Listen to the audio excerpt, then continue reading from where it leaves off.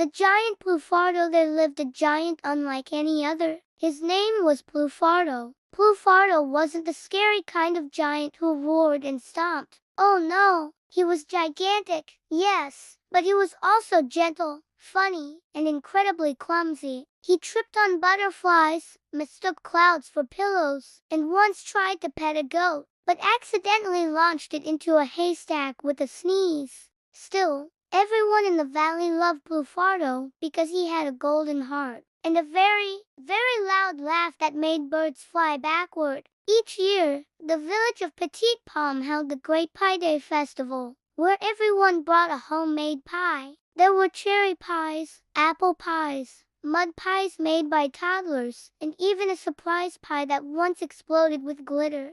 This year, Ploufardo decided he would bake his very first pie. He built a giant oven using 3 trees and a dragon-shaped chimney. He gathered blueberries the size of pumpkins and made a crust out of toasted oak boulders. He even wore a tiny apron that said "Kiss the cook" on the kneecap. But, as you can imagine, something went sploof. When Ploufardo opened his oven, the pie puffed up like a balloon, and then kaboing! It bounced out of the oven, rolled down the hill, and flattened the mayor's gazebo. People screamed. Children pointed. One toddler shouted, "It's the pie-pocalypse!"